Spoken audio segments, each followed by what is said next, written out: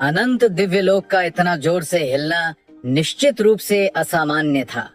क्या ऐसा हो सकता है कि इसे नियंत्रित करने की प्रक्रिया में नील को विपरीत परिस्थितियों का सामना करना पड़ रहा है?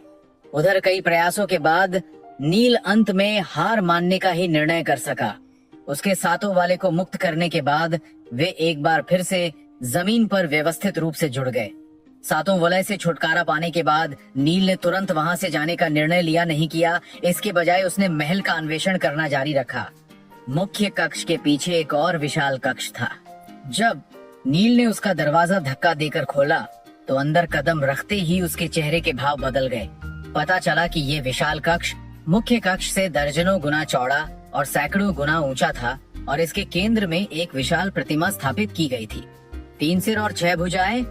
वो प्रतिमा 10,000 गज ऊंची थी और उसके 3 सिर थे। हालांकि तीनों सिर बिल्कुल एक जैसे दिख रहे थे, लेकिन सामने वाला सिर गुस्से में था, बाईं ओर वाला सिर खुश था और दाईं ओर वाला सिर उदास था। जबकि 6 भुजाओं में अलग अलग हथियार थे। कृपाण, तलवार, कुल्हाड़ी, शंख, हथौड़ा और धनुष। ये तो त्रिकाल देव की तलवार है। उन हथियारों में से एक तलवार को देखते ही नील की आंखें चमक उठी।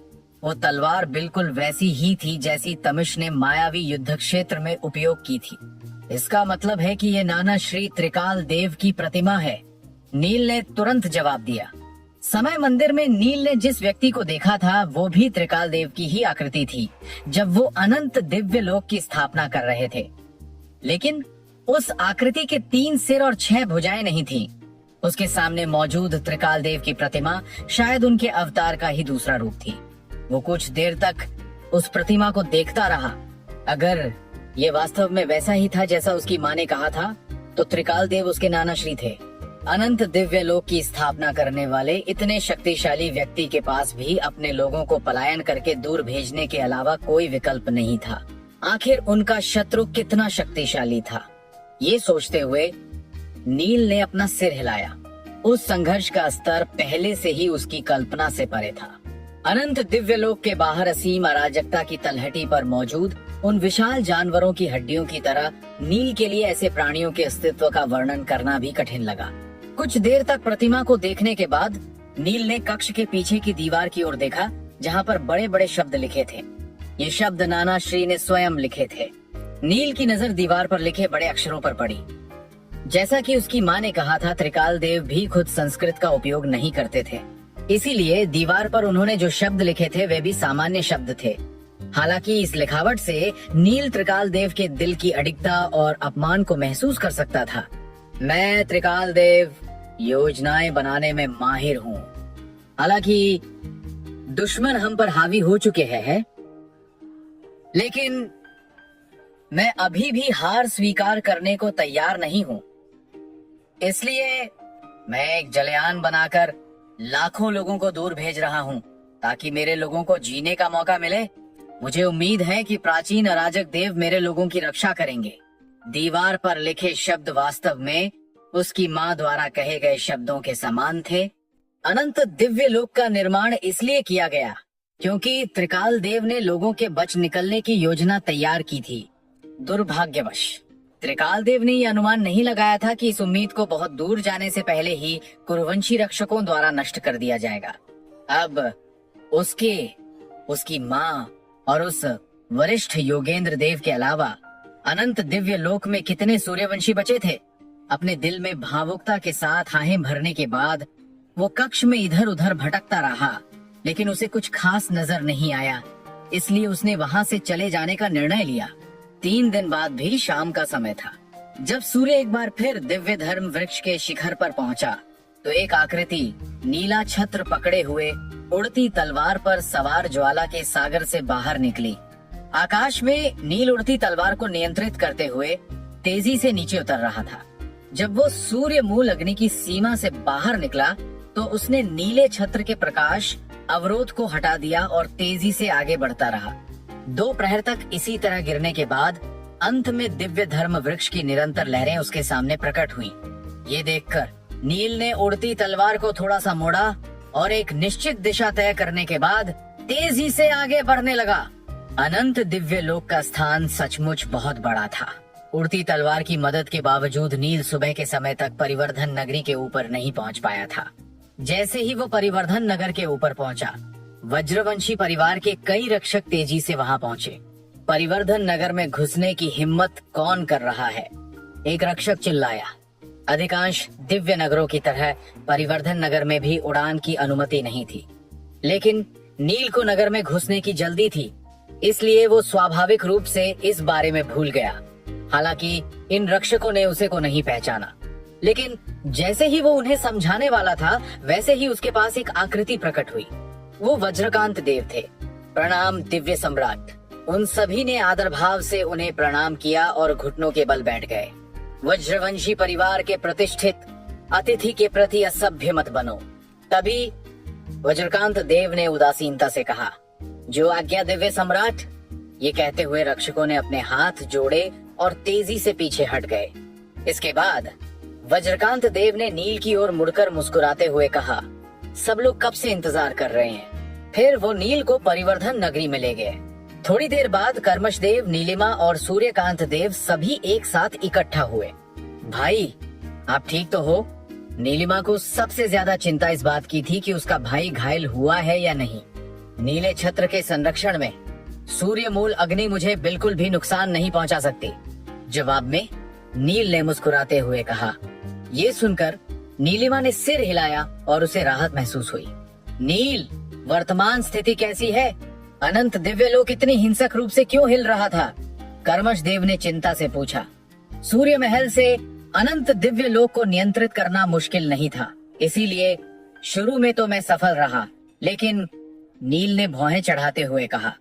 लेकिन क्या? कर्मश देव ने पूछा।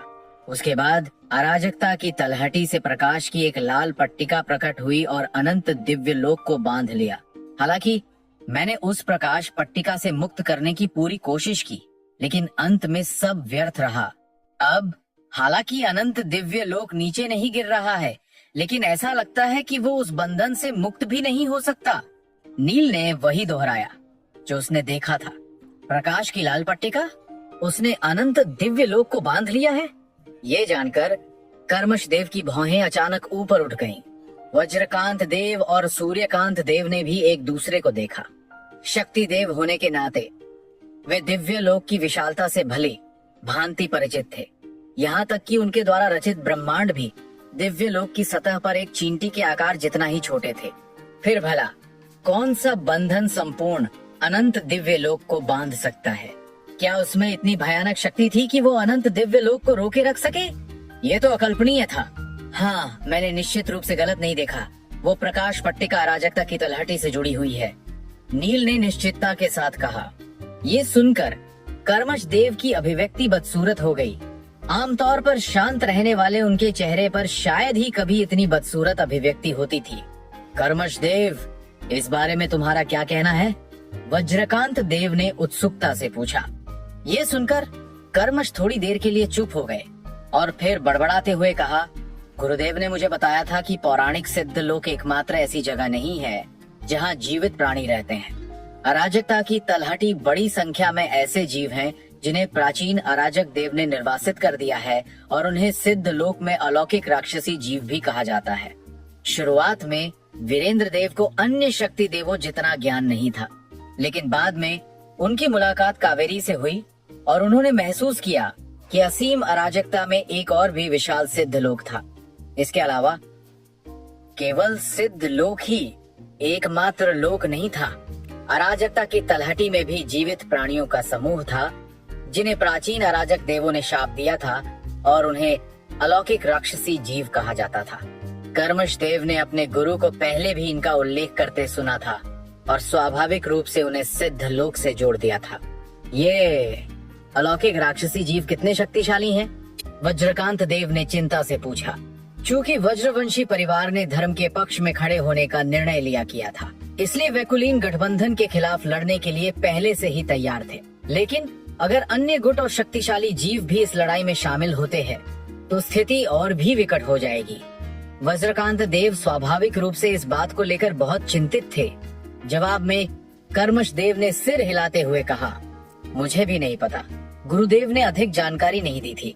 आखिरकार वीरेंद्र देव को बाहरी दुनिया की जानकारी कावेरी से ही मिली थी, लेकिन कावेरी को भी सिद्ध लोक का अधिक अनुभव नहीं था और उन्होंने कभी कोई वास्तविक अलौकिक राक्षसी जीव नहीं देखा था। वो केवल इतना जानती थी कि अराजकता की तलहटी में प्राचीन अराजक देवों द्वारा शापित जीवों का समूह रहता था, लेकिन आखिरकार वे असीम अराजकता में जीवित रह सकते थे और अनंत दिव्य लोक को बांध सकते थे। ऐसे में कल्पना करना कठिन नहीं था कि ये अलौकिक राक्षसी जीव कितने शक्तिशाली थे। क्या इसका मतलब ये नहीं है कि उनसे निपटने का कोई रास्ता नहीं है? वज्रकांत देव ने फिर पूछा। वास्तव में कर्मशदेव ने भी सहमति में सिर हिलाया। ये देखकर वज्रकांत देव के चेहरे पर तुरंत एक कड़वी मुस्कान आ गई, लेकिन सूर्यकांत देव ने साफ शब्दों में कहा, मुझे लगता है कि तुमने हमें धोखा दिया है। ये सुनकर कर्मशदेव ने शांति से मुस्कुराते हुए कहा, मैंने कोई धोखा नहीं दिया। आखिरकार हम सभी इसी जलयान पर सवार है। ऐसे में अगर एक को तकलीफ होती है तो सबको तकलीफ होगी, इसीलिए देर सवेर आप सभी को ये चुनाव करना ही पड़ता। कर्मशदेव का तर्क सरल था। अगर वे वायुपुत्र परिवार की मदद नहीं करते तो देर सवेर सबका अंत हो जाता, लेकिन अगर सब मिलकर काम करें तो शायद उनके बचने की संभावना हो। इसीलिए वज्रवंशी परिवार निश्चित रूप से यही चुनाव करता। सूर्यकांत देव और वज्रकांत देव दोनों इस बात पर सहमत थे। हमें अभी अलौकिक राक्षसी जीवों के बारे में चिंता करने की आवश्यकता नहीं है। कम से कम अब अनंत दिव्य लोक नीचे नहीं गिर रहा है, इसीलिए सब कुछ मूल योजना के अनुसार ही चलेगा। कर्मशदेव ने उदासीनता से कहा। वायुपुत्र परिवार और शिशुनाग परिवार के बीच का खेल कई वर्षों तक चला था। हालांकि कर्मशदेव ने अनंत दिव्य लोक के संकट का लाभ उठाकर अन्य महान परिवारों जैसे वज्रवंशी परिवार और सोमवंशी परिवार को अपने साथ जोड़ लिया था। इस दौरान कुलीन गठबंधन अप्रत्याशित रूप से शांत रहा। उन्होंने तो वज्रवंशी परिवार से बदला लिया और न ही कोई बड़ी कार्रवाई की। नील को भी अपनी माँ को ढूंढने की कोई जल्दी नहीं थी। हालांकि उसके लिए आत्मा कर्दमों को अवशोषित करना और अपनी साधना को बढ़ाना बहुत आवश्यक था, लेकिन उसे अरिघात तलवार को परिष्कृत करने के लिए भी समय की आवश्यकता थी। इसीलिए उसने एकांतवास में जाने का निर्णय लिया, जिस वजह से परिवर्धन नगर में नील के लिए एक गुप्त साधना कक्ष की व्यवस्था कर दी गई। इस समय वो गुप्त साधना कक्ष में बैठा था और उसके हाथ में एक पुस्तक दिखाई दे रही थी। इस पुस्तक में धर्म और अधर्म का वास्तविक अर्थ दर्ज था। नील द्वारा युद्ध कला के वास्तविक अर्थ का प्रयोग अभी भी अपेक्षाकृत उथले स्तर पर था। उदाहरण के लिए वो केवल प्रकृति के वास्तविक अर्थ को अन्य दिव्य कलाओं के साथ मिलाने में सफल रहा था, लेकिन प्रकृति का वास्तविक अर्थ मूल रूप से एक सहायक वास्तविक अर्थ था, जबकि नीलिमा द्वारा विकसित विनाश का वास्तविक अर्थ अलग था।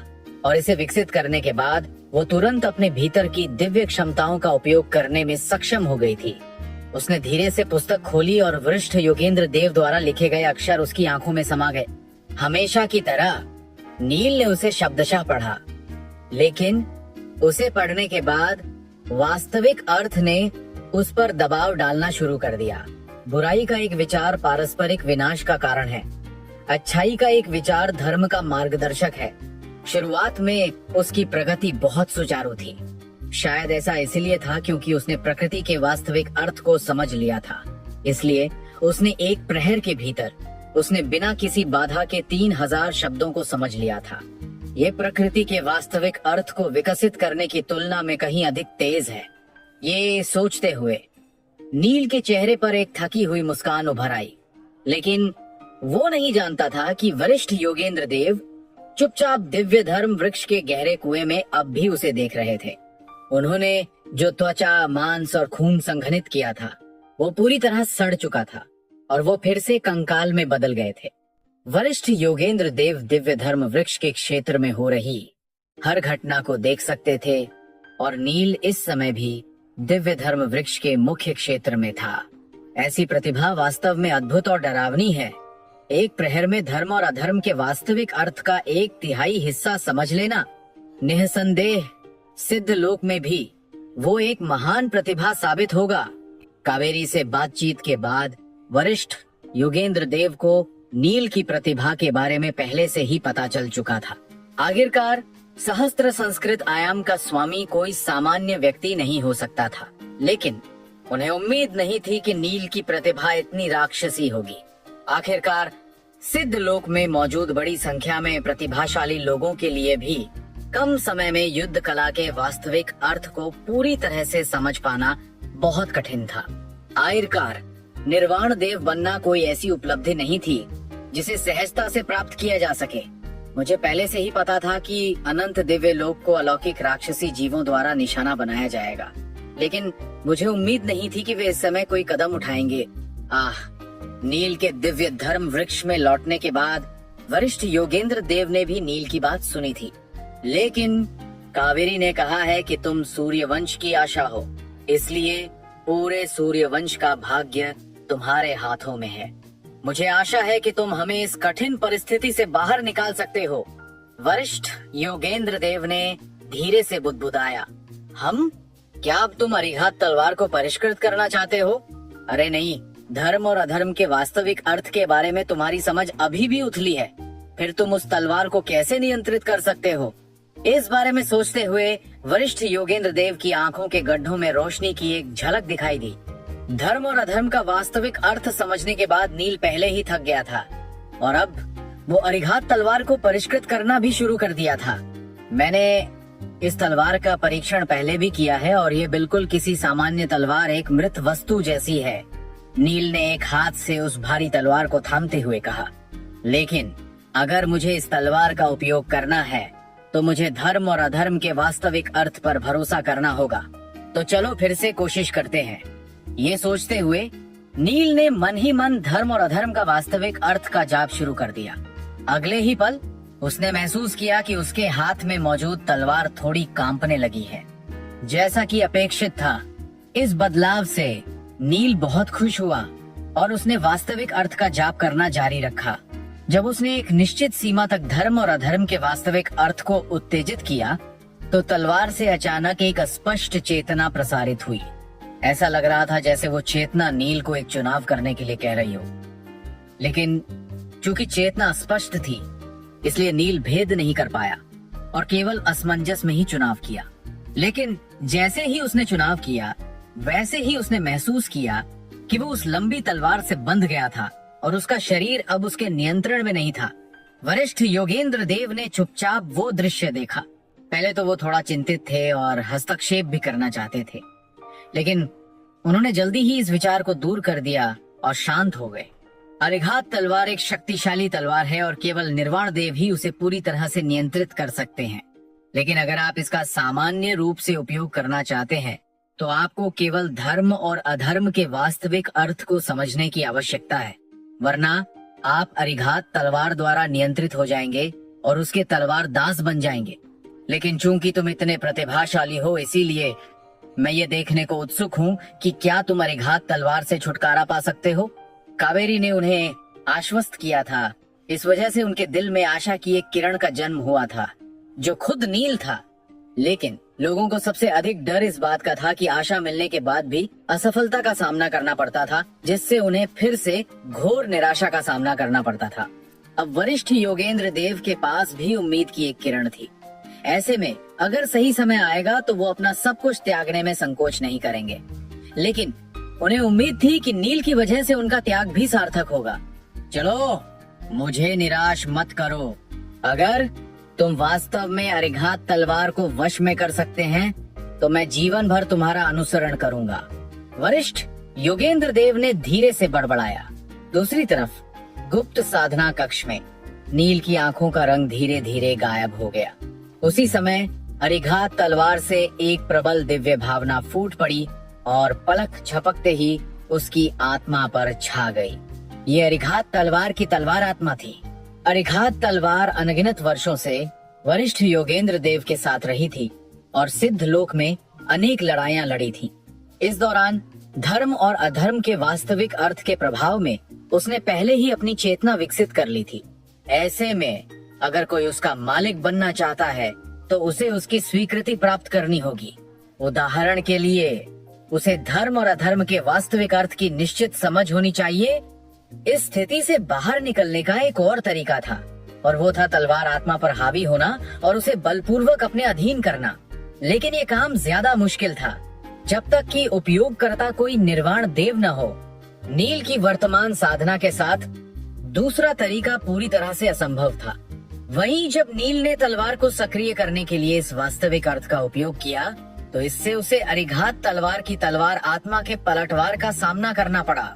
जिस क्षण तलवार आत्मा उसके मन में पहुंची, उसने उसकी आत्मा को बांध लिया और उसकी आत्मा अचानक असीम अंधकार में गिर गई।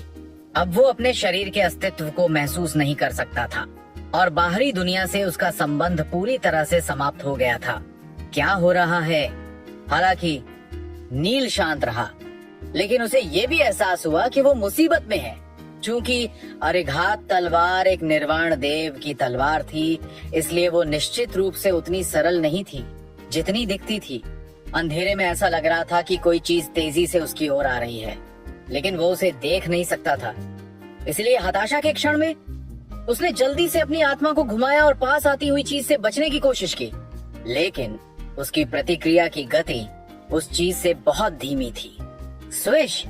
अचानक नील को अपनी आत्मा में तीव्र दर्द महसूस हुआ।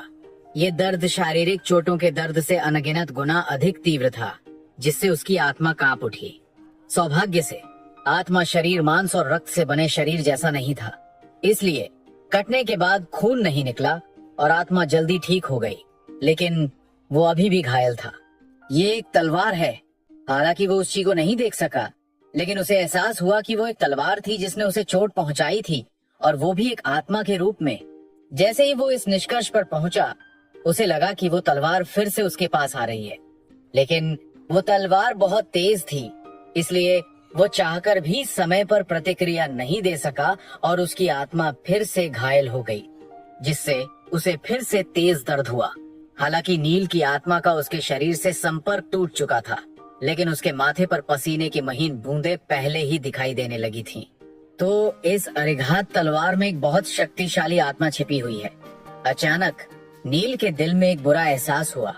हालांकि उसकी आत्मा सामान्य परम देवों की आत्मा से कहीं अधिक शक्तिशाली थी, फिर भी वो उन हमलों का प्रतिरोध नहीं कर सका और केवल तलवार आत्मा को उसे धीरे धीरे घायल करते हुए देखता रहा। अगर ऐसा ही चलता रहा तो उसकी आत्मा दिन प्रतिदिन कमजोर होती जाएगी और देर सवेर उसे तलवार आत्मा द्वारा निगल लिया जाएगा।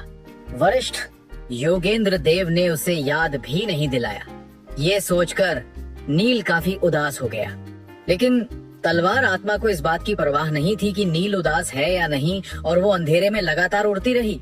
इस दौरान नील की आत्मा चाहे कैसे भी बचने की कोशिश करे, तलवार आत्मा हमेशा उसे सटीक रूप से घायल कर सकती थी। मैं इसे जारी नहीं रहने दे सकता। इस विचार के साथ नील ने चकमा देना छोड़ दिया और स्थिर खड़े रहकर तलवार आत्मा के करीब आने का इंतजार करने लगा। आखिरकार तलवार आत्मा चाहे कितनी भी शक्तिशाली क्यों न हो, वो उसे खुद को मारने नहीं दे सकता था। स्विश! तभी अंधेरे में तलवार आत्मा फिर से उसके करीब आ गई। उसी क्षण नील की आंखें ठंडी हो गई और अचानक उसकी आत्मा की सतह पर सुनहरी रोशनी की किरणें घूमने लगी। अगले ही पल सुनहरी रोशनी की किरणें अंधेरे को चीरती हुई आगे बढ़ीं और उस रोशनी में नील ने एक पतली और सुंदर तलवार देखी। लेकिन वो तलवार वास्तव में एक आत्मा थी, इसलिए उसकी सतह पर कुछ विकृत लहरें थीं। ये अरिघात तलवार की तलवार आत्मा है, तो चलो मुकाबला शुरू करें। ये देखकर कि तलवार आत्मा घूम गई और उस पर भयंकर वार किया, जबकि सुनहरी रोशनी की किरणें भी अनगिनत छोटी तलवारों की तरह उस तलवार आत्मा पर टूट पड़ी। डिंग डिंग डिंग डिंग। उसी समय आत्माओं के बीच टकराव से भी धातुओं के टकराने जैसी ध्वनि उत्पन्न हुई। हालांकि नील का आत्मिक हमला बहुत शक्तिशाली था, लेकिन वो तलवार आत्मा वास्तविक अर्थ द्वारा पोषित थी। फिर भला उसे इतनी आसानी से कैसे हराया जा सकता था? लेकिन इस बार नील ने अपने आत्मिक हमले से तलवार आत्मा पर लगातार हमला किया। साथ ही वो पीछे हटता रहा और आखिरकार तलवार आत्मा के हमले से बच गया। लेकिन तलवार आत्मा उसके आत्मा के आयाम में चारों ओर चक्कर लगाती हुई फिर से उसकी ओर उड़ गई। ऐसा लग रहा था कि वो तब तक हार नहीं मानेगी जब तक वो नील की आत्मा को नष्ट न कर दे। नील को उम्मीद नहीं थी कि उसकी माँ ने जो तलवार उसके लिए मांगी थी वो वास्तव में उसी के लिए घातक आपदा लाएगी। लेकिन जब लोग जीवन और मृत्यु के कगार पर होते थे तो वे हमेशा शक्तिशाली शक्ति के साथ विस्फोट करते थे। अंतिम तलवार। उसी समय नील ने अंततः भावशून्यता की दिव्य कला को सक्रिय कर दिया। बजबज। उसी क्षण उसके शरीर की सतह पर तलवार के आकार की सुनहरी किरणें और भी तेजी से चमकने लगीं। इस बार जब तलवार आत्मा फिर से निकट आई तो उसकी आत्मा से मोटी सुनहरी तलवार ऊर्जा निकली और किसी नदी की तेज धारा की तरह तलवार आत्मा की ओर बह गई। डिंग डिंग डिंग डिंग। स्वर्णिम तलवार ऊर्जा से बनी नदी की लहरों के बीच तलवार आत्मा तुरंत डूब गई। हालांकि वो धारा को चीरकर आगे जाना चाहती थी, लेकिन वो केवल 2 या 3 सांसों तक ही टिक सकी। उसके बाद उसे दूर धकेल दिया गया। इस समय नील की आंखें भावहीन थी और अपने शरीर से निकलती सुनहरी चमक पर भरोसा करते हुए उसने तलवार आत्मा को उदासीनता से देखा। इस तरह नील के आत्मा के आयाम में उसकी आत्मा और तलवार आत्मा एक दूसरे से लगातार लड़ती रही। इस समय नील पूरी तरह शांत था और तलवार आत्मा को ठंडी नजरों से देख रहा था। दोबारा अरिघात तलवार की तलवार आत्मा आखिरकार एक आध्यात्मिक शरीर ही थी। वो कोई वास्तविक तलवार नहीं थी। इसलिए लगातार हमलों के बाद नील उसे नीचे गिराने में सक्षम हो जाएगा। परिणाम स्वरूप नील की आत्मा की सुनहरी रोशनी बार बार चमकती रही। इस समय नील गुप्त साधना कक्ष में था, इसलिए वज्रवंशी परिवार, कर्मशदेव और नीलिमा ने यहाँ की असामान्यता पर ध्यान नहीं दिया। वरिष्ठ योगेंद्र देव एकमात्र व्यक्ति थे जो चुपचाप सब कुछ देख रहे थे, लेकिन इस समय वो भी दुविधा में थे।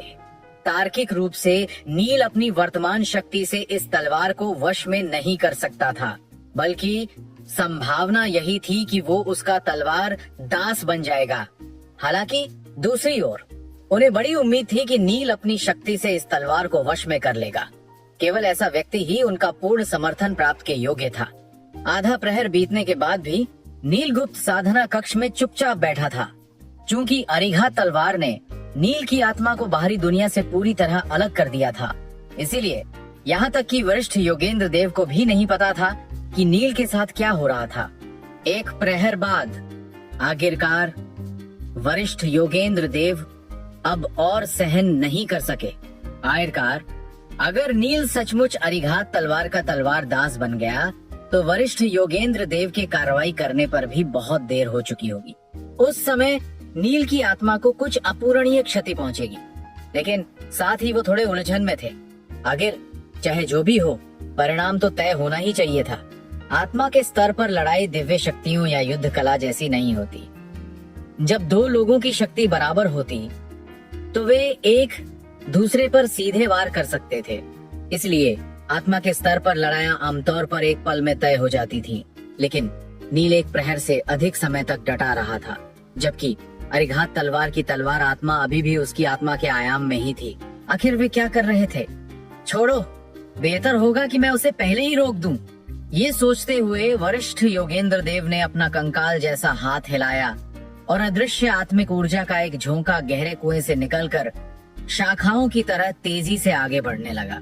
हालांकि वरिष्ठ योगेंद्र देव को गंभीर श्राप मिला था और उनके लिए उस स्थान को छोड़ना मुश्किल था, लेकिन उनकी आत्मा को अधिक नुकसान नहीं पहुंचा था। इसलिए पलक झपकते ही आत्मिक ऊर्जा की लहर परिवर्धन नगर तक पहुंच गई। जिस क्षण उस लहर ने परिवर्धन नगर में प्रवेश किया, कर्मशदेव, वज्रकांत देव और सूर्यकांत देव के भाव बदल गए। यहाँ तक कि नीलिमा, आद्विक और कई अन्य परम देवों ने भी इसे महसूस किया। ये किसकी आत्मा है? ये इतनी शक्तिशाली कैसे हो सकती है? महल से बाहर निकलते हुए कर्मशदेव का चेहरा सतर्कता से भरा हुआ था। सूर्यकांत देव और वज्रकांत देव की भी यही स्थिति थी और दोनों शक्ति देव पहले ही युद्ध की स्थिति में प्रवेश कर चुके थे। इस आत्मा की आभा किसी शक्ति देव की आत्मा से भी अधिक शक्तिशाली थी। जहाँ तक अन्य परम देवों का प्रश्न है, वे तो जोर से सांस लेने का भी साहस नहीं कर सकते थे। सभी दुर्बल प्राणियों के दिल में एक अदम्य भय व्याप्त हो गया था। वो आत्मा की आभा परिवर्धन नगर के केंद्र में प्रकट हुई और नगर के दक्षिण की ओर बढ़ने से पहले कुछ देर के लिए ही रुकी। नील, ये बात महसूस करते ही कर्मशदेव की आंखों में डर के भाव दिखाई दिए। आखिरकार वज्रवंशी परिवार ने नील के लिए जो गुप्त साधना कक्ष तैयार किया था वो नगर के दक्षिण में था और वहाँ नील एकांतवास में था। इसी के साथ वो अपने मूल स्थान से गायब हो गए और जब वो पुनः प्रकट हुए तो वज्रकांत देव और सूर्यकांत देव पहले से ही वहाँ मौजूद थे। तीनों ने एक दूसरे को देखा और फिर सामने वाले कक्ष की ओर नजरें घुमाई। वो आत्मा की आभा सीधे उस कक्ष में प्रवेश कर चुकी थी। अब हम क्या करें? दोनों शक्ति देवों ने कर्मश देव को घूर कर पूछा। आखिरकार वो आत्मा बहुत शक्तिशाली थी। अगर वे उसे रोकना भी चाहें तो नहीं रोक पाएंगे। मुझे उस आत्मा से कोई शत्रुता महसूस नहीं हुई। कर्मश देव ने शांति से कहा, अगर वो आत्मा नील को मारना चाहती तो ये चींटी को कुचलने जितना आसान होता। ऐसे में वे केवल यही प्रार्थना कर सकते थे कि वो नील को कोई नुकसान न पहुंचाए। गुप्त साधना कक्ष में नील अभी भी ध्यानमग्न था और पूरी तरह से साधना में डूबा हुआ था। जैसे ही आत्मा की आभा नील के पास पहुंची और उसके आत्मा के आयाम में प्रवेश करने वाली थी, वैसे ही उसने अचानक अपनी आंखें खोल दी। उसी समय उसके हाथ में मौजूद अरिघात तलवार की सतह पर हरे रंग की तलवार ऊर्जा चमक उठी। बज नील मूल रूप से अरिघात तलवार की तलवार आत्मा द्वारा कैद था और बाहर की किसी भी हलचल को महसूस नहीं कर पा रहा था। इस वजह से उसने वरिष्ठ योगेंद्र देव की आत्मा पर ध्यान नहीं दिया। इसलिए जैसे ही उसने अपनी आंखें खोली, उसने लगभग सहज रूप से अरिघात तलवार को पकड़ लिया और जवाबी हमला कर दिया। इसी के साथ वो तलवार ऊर्जा आगे बढ़ी और वरिष्ठ योगेंद्र देव की आत्मा को चीर दिया, जिससे वो दो हिस्सों में कट गई। लेकिन आत्मा के दोनों हिस्से बिखरे नहीं। इसके बजाय वे धीरे धीरे धूसर परछाइयों में बदल गए, जो धीरे धीरे फिर में मिल गईं और अंततः वरिष्ठ योगेंद्र देव के रूप में बदल गईं। वरिष्ठ योगेंद्र देव, उन्हें यहाँ देखकर नील दंग रह गया। उसे लगा कि आत्मा की आभा कुछ कुछ जानी पहचानी सी लग रही थी। लेकिन जब कोई चीज अचानक गुप्त साधना कक्ष में घुस आया तो कोई भी हमला करने का ही विकल्प चुनता। इस समय वरिष्ठ योगेंद्र देव की आत्मा गुप्त साधना कक्ष में तैर रही थी और उसने नील की ओर ध्यान से देखा। उनके चेहरे पर एक आश्चर्य की झलक थी और उन्होंने चकित भाव से पूछा, तुमने अरिघात तलवार को वश में कर लिया? हाँ, नील ने सिर हिलाया। तुमने ये कैसे किया? वरिष्ठ योगेंद्र देव ने हैरान होकर पूछा। आयरकार, वरिष्ठ योगेंद्र देव ने जिन दो तरीकों के बारे में सोचा था, उन्हें नील के लिए अपने वर्तमान शक्ति के साथ पूरा करना लगभग असंभव था। उनका सवाल सुनकर नील ने पलकें झपकाते हुए कहा, तलवार आत्मा मेरी आत्मा पर लगातार हमला करती रही, लेकिन बाद में मैंने उसे टुकड़ों में काट दिया और वो पूरी तरह से मेरी आत्मा में विलीन हो गई। ये सुनकर वरिष्ठ योगेंद्र देव काफी देर तक चुप रहे और फिर धीरे से पूछा, बस इतना ही? बस इतना ही? ये कहते हुए नील ने अपने होंठ मोड़ लिए और कुछ असंतुष्ट दिखा। आखिरकार ये इतना सरल कैसे हो सकता था? इस तलवार की तलवार आत्मा किसी पागल की तरह बिना रुके लगातार उस पर हमला कर रही थी। नील ने भी अपने दांत पीस लिए और तलवार आत्मा के खिलाफ लड़ने के लिए लगातार अपनी आत्मिक शक्ति का उपयोग किया। नील को भी नहीं पता था कि एक प्रहर से भी अधिक समय के दौरान उसने उस प्रक्रिया को कैसे सहन किया था। सौभाग्य से तलवार आत्मा की सतह का प्रकाश अचानक मंद हो गया और अंत में वो आत्मा के छोटे टुकड़ों में बदलकर उसकी आत्मा के साथ विलीन हो गई, जिससे वो उस कैद से मुक्त हो गया। वरिष्ठ योगेंद्र देव के शब्दों को सुनकर नील स्वाभाविक रूप से कुछ हद तक असहाय महसूस कर रहा था। इसके अलावा उसे डर था कि वो तलवार आत्मा इतनी खतरनाक थी कि अगर उसने उसे नष्ट नहीं किया होता तो वो बदले में उसकी आत्मा को ही निगल जाती। नील की असंतुष्ट अभिव्यक्ति को देखकर वरिष्ठ योगेंद्र देव हंस पड़े। बहुत अच्छा, हाँ हाँ हाँ। हंसी के फव्वारे के बीच ओनी आत्मा धीरे धीरे विलीन हो गई। कर्मश देव, वज्रकांत देव और अन्य लोगों ने भी आत्मा की विलुप्ति को महसूस किया और तुरंत चिंता के साथ नील के गुप्त साधना कक्ष की ओर देखा। तभी गुप्त साधना कक्ष का दरवाजा खुला और नील हाथ में तलवार लेकर धीरे धीरे बाहर चला गया। नील, क्या तुम ठीक हो? अभी क्या हुआ था? कर्मश देव ने चिंता से पूछा।